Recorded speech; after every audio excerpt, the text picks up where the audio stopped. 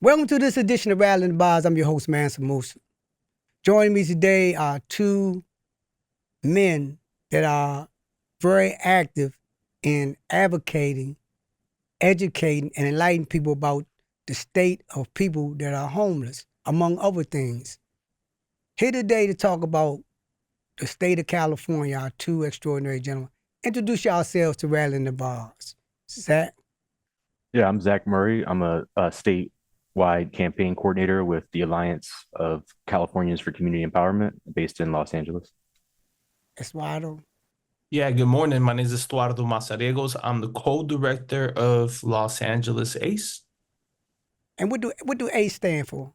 The Alliance of Californians for Community Empowerment. Okay, thank you. All right, so let's unpack this.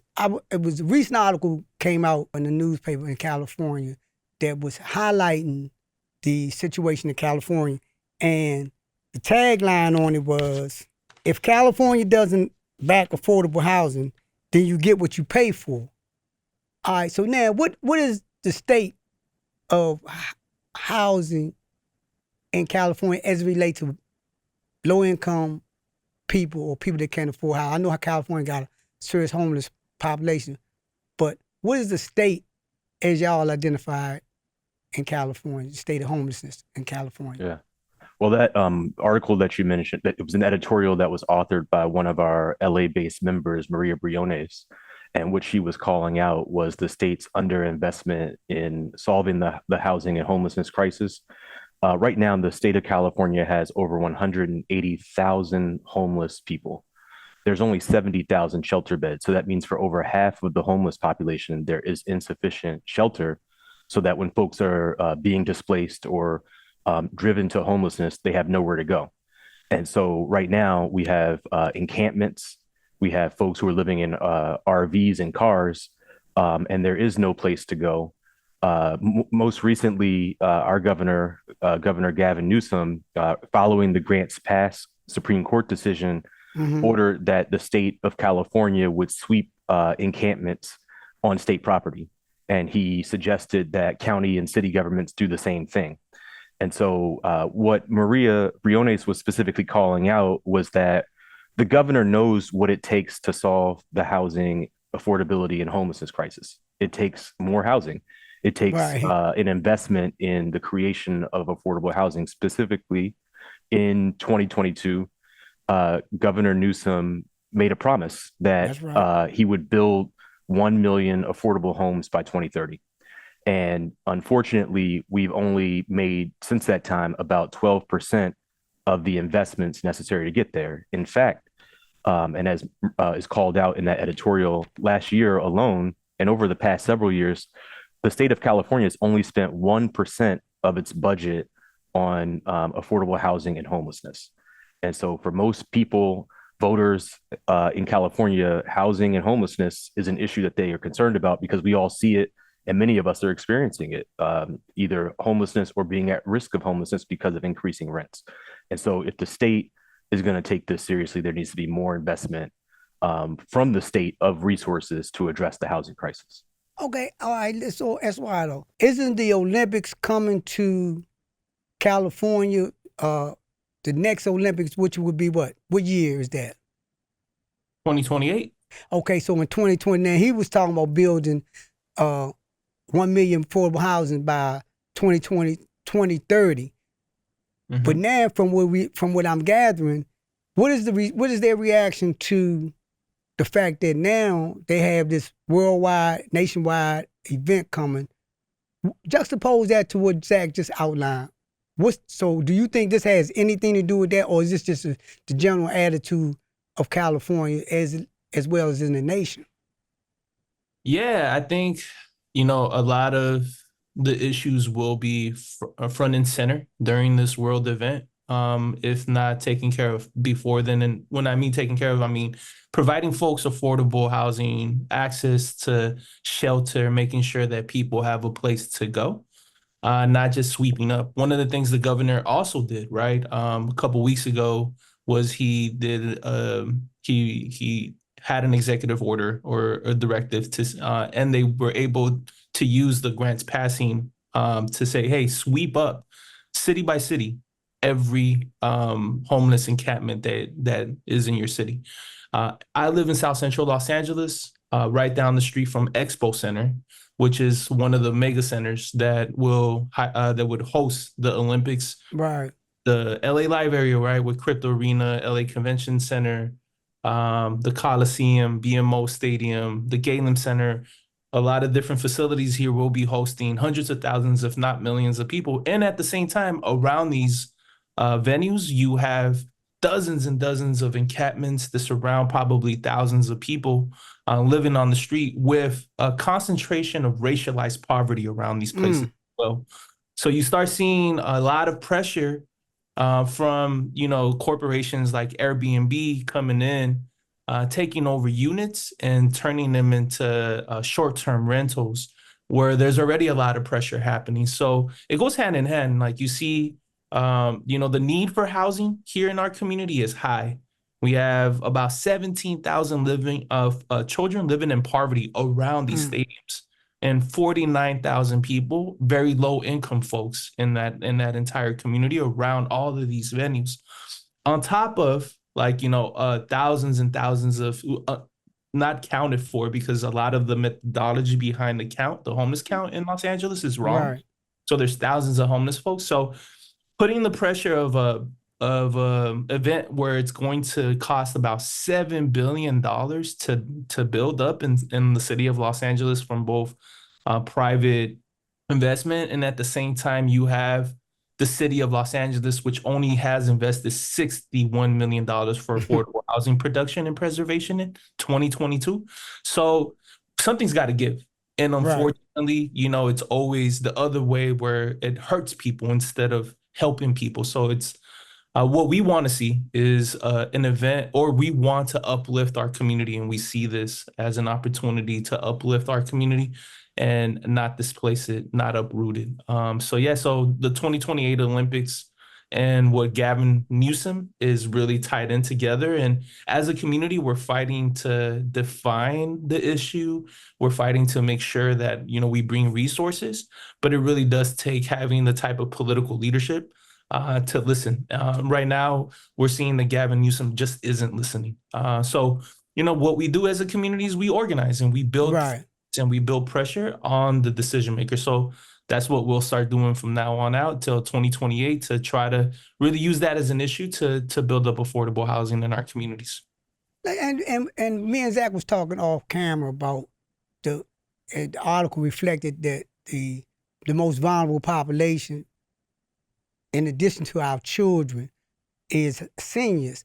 And the article highlighted the senior, and the senior was saying that, I never thought I'd be in a situation where I'd be homeless, but that the reason why this person found themselves in that state was because the slumlord refused to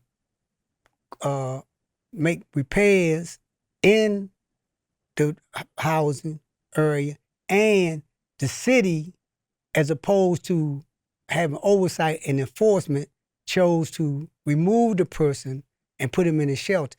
Is this something that's going on throughout the state of California, that seem like the slumlord and the city, or the slumlord and the states, are in cahoots with each other in terms of like displacing people, Zach? Absolutely. We see all across the state a lot of pressure because of the desire of corporate landlords and landlords in general to run up the rents. California has very limited rent control protections, very limited tenant protections in so many corners of the state. And so in Oakland, where the city government has been struggling to fund its services, our ACE office there is fighting for proactive rental inspections that aren't punitive towards the tenants, but really help to force the landlords into a situation where they have to improve the habitability. Because part of the cost of living in a market as expensive as the cities are in California is that people are putting up with living in habitable conditions. And this particularly affects seniors because of the extent to which seniors live on limited income, Social Security income. And so the pressure is on for people. And in the event that seniors get displaced, there is no housing that's truly affordable to them in so many of our markets. And so we see this pressure because seniors, and as you pointed out, families with children are vulnerable populations. They don't have the extra income that's required to afford housing. And there's a lot of pressure. And I know here in the Los Angeles area, ACE has been fighting to protect tenants from landlord harassment, which is an increasingly really insidious strategy that landlords are taking on to displace people. Mm-hmm. Hey, Estuardo, what is Sacramento doing then? Because we're talking about like a number of initiatives that have been taken, a number of ballot initiatives are being proposed. But okay, we know Newsom's attitude, as you outlined. But what about the remaining body of the legislative body of California? What are their positions? Because a lot of them come out of these districts where our people are being displaced or are living in squalor. Talk about that. They're doing too little, and it's honestly coming too late. They're just taking their sweet time to really think about deep and real rooted community solutions for the issue. The answer is a lot of really just language, right? Like year in, year out, our organizations and our movements come to Sacramento with packages of bills where we're like, hey, make it harder for landlords to harass tenants, make it harder for landlords to do these ridiculous rental increases of like 10%, or make it harder for corporate landlords to take over our communities. And year in and year out, we find that even with representatives coming from areas that are directly impacted by the housing crisis, by price gouging, by corporate landlords, have the corporate landlords in their ears. And it's harder and harder every year to get anything passed that makes any common sense. And every time we show up with a policy and we say, hey, this could really keep thousands of families in their homes, by the time that we're done with the political and policy process in Sacramento, it is so watered down that it makes small differences. Yeah, it improves some people's lives. Right. The original idea behind it always gets watered down. So right now, Sacramento needs to really develop a bench of leaders that are willing to buck the traditional political powers in Sacramento, meaning money, right? Corporate interest, and listen to its community. So as of right now, I would say at best, Sacramento's doing small, minor changes. What we need is big changes, right? We need to make housing a human right in California and spend more than 1% on affordable housing, right? Like 1% is insane. In the middle of the housing crisis, we're only spending, you know where they're spending the most money though? In prisons. Yeah. So who have a housing policy, and guess what it is? It's prisons. Yeah. Inhumane. Yeah. Talk about going forward. What are y'all strategy as far as like mobilizing the state around this issue? Because as it stands now, with corporate America being involved and California being slated for this Olympics, I know they're going to invest a lot of money into the infrastructure to accommodate world athletes. I know they're going to invest a lot of money into the police the population that's disenfranchised and dissatisfied with the state. So talk about going forward. Where y'all? What's y'all strategy going forward? Because as it stands now, y'all saying in the article, if you don't invest in housing, then you get what's coming down the pipe. So what's coming down the pipe? Yeah, I can talk about the state level work, and Estuardo can talk about the local work that's happening right now. Well, I'll just say this: the governor threatened $3 billion in cuts, and ACE, along with our coalition partners, turned out over 600 people to Sacramento back in April to protest that and to demand very specific action. And that resulted in $2 billion of funding being restored. But the reality is that in order to solve this crisis, the state needs to invest $18 billion annually. Now, we know we just sent a $20 billion check to Israel to conduct the actions that they're doing in Gaza. So the money's there. we're calling on the state of California to invest, to step up the revenue and the money that goes into affordable housing so that we can get to $18 billion in affordable housing investments annually so that we can build 1 million homes by 2020. And we're working to build a large coalition of housing advocates, homeless Right. advocates, folks who are focused on the climate to help address this crisis. Because, even though, as Estuardo pointed out, our prison population in California has actually declined, the amount of money that we're investing in prisons continues to increase every year. And so we Right. know that the funding is there. What's not there is the political will. And so we're organizing our members and organizing with member-based organizations across the state to make this demand. And we have a month of action that's going to be taking place in September, where in communities across California, there are going to be town halls, candidate forums to call in these elected officials and folks who are running That's right. for office to commit to this million homes campaign.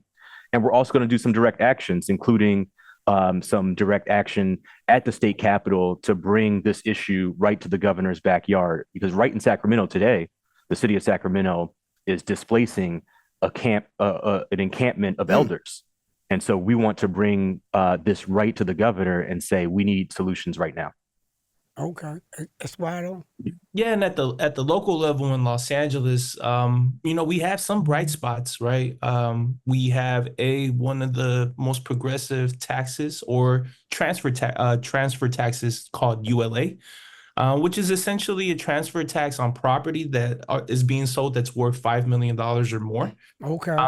And this is it's really infusing hundreds of millions of dollars into LAHD, the LA Housing Department, which is in charge of, staffing and planning, task force that will go out and inspect any tenant harassment or any slum housing conditions, or just keep up code with, with apartments, and also rent control. They're the ones in control of rent control. And one of the most exciting parts of ULA is that it's bringing in hundreds of millions of dollars to build affordable housing and alternative housing, alternative model housing, meaning housing that isn't on the market, basically, that's community controlled and it stays affordable and community controlled forever. So common sense housing, or a lot of people would like to call it social housing. So Right. community controlled housing, alternative models of housing. So it's really awesome that we have that in place. Already we passed it last year, and in April, well, we're 1 year and a half in now, and we've already raised about 380 million, close to $400 million, I believe, on that transfer going into LHD. And this is no sunset, meaning that it's going to go on forever, right? So we potentially could see billions of dollars coming into the city of LA to build affordable housing and to staff the programs that help our community and tenants in the areas that we organize in have dignified living conditions. Right. And it's still not enough. We still have to look for more buckets of resources. And look, to be honest, the state of California is like, what, the 5th largest economy in the world? Come on. There is a reason why we have so many folks living in the street. There isn't a reason why we have so many children living in slum housing conditions. We can afford it. It's just about asking who isn't paying up. And we all know who it is, right? It's the big Yeah. corporations, it's those big landlords, the folks that are buying up our communities, displacing our people, and profiting from our people suffering. So You're monetizing poverty. Monetizing right, yeah. poverty. Yep. Okay, and you know what? And going, how can our listeners and viewers support or get more information on what y'all are doing going forward?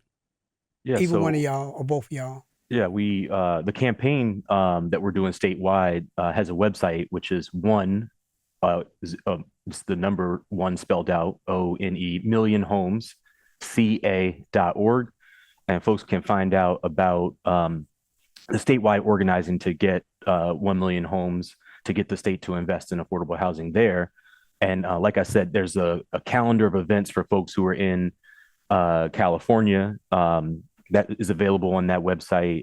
ACE is hosting a number of events, including a statewide town hall that'll be virtual if folks are interested in plugging into the work that we're doing.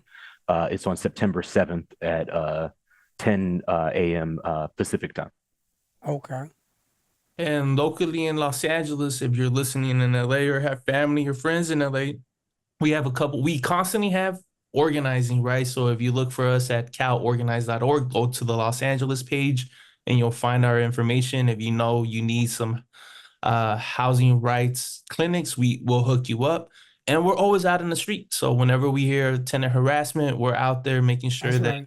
we bring attention to that. And we're also mobilizing all the time to create that political will. So our next big mobilization is September the 28th. We're calling it the Raise the Wages, Lower the Rent March. So if you'll be in LA that Saturday, join us 10 a.m. at Pershing Square.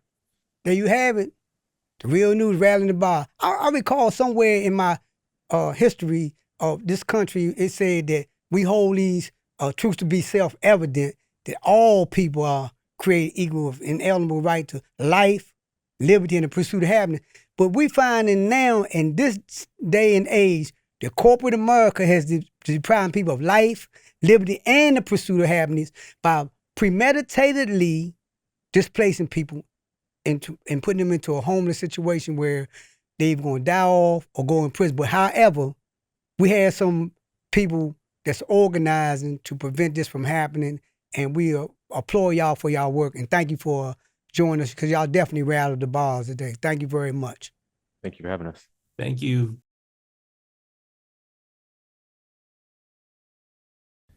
Thank you so much for watching the Real News Network, where we lift up the voices, stories, and struggles that you care about most. And we need your help to keep doing this work. So please, tap your screen now, subscribe, and donate to the Real News Network. Solidarity forever.